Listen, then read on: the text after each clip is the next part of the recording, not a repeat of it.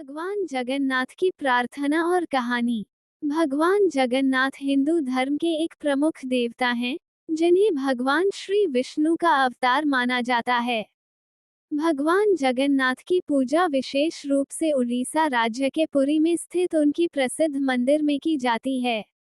भगवान जगन्नाथ के बारे में एक बहुत ही सुंदर और रहस्यमय कथा प्रचलित है। भगवान जगन्नाथ की उत्पत्ति की कथा। भगवान जगन्नाथ की उत्पत्ति की कहानी बहुत रोचक और आध्यात्मिक है। ये कथा राजा इंद्रद्युम्न से जुड़ी हुई है। कहा जाता है कि राजा इंद्रद्युम्न भगवान श्री विष्णु के महान भक्त थे।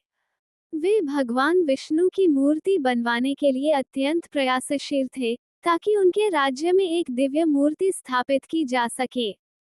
राजा इंद्रद्युम्न को एक स्वप्न में भगवान विष्णु ने दर्शन दिए और उन्हें एक स्थान पर भगवान की लकड़ी की मूर्ति मिलने का संकेत दिया।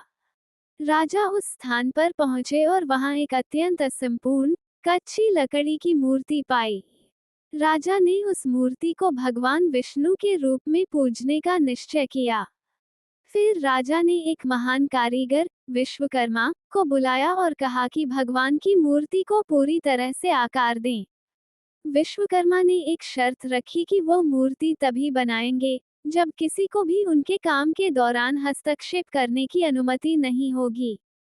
राजा ने ये शर्त मानी और उन्हें अकेला काम करने दिया। लेकिन राजा इंद्रद्युम्न अत्यधिक उत्सुक थे और उन्होंने एक दिन दरवाजा खोला। जब दरवाजा खोला, तो उन्होंने देखा कि भगवान की मूर्तियां अधूरी हैं। इन मूर्तियों की असंपूर्णता को देखकर राजा बहुत दुखी हुए, लेकिन विश्वकर्मा ने राजा को समझाया कि भगवान ने जानबूझकर इन मूर्तियों को असंपूर्ण और अपूर्ण रूप में बनाया है, क्योंकि भगवान का रूप अपूर्ण होने के बावजूद संपूर्ण है और ये दर्शाता है कि दिव्य तत्व मानव समझ से परे है। इस प्रकार भगवान जगन्नाथ, भगवान बलभद्र और देवी सुभद्रा की मूर्तियां आज भी इसी असंपूर्ण रूप में प्रतिष्ठित हैं।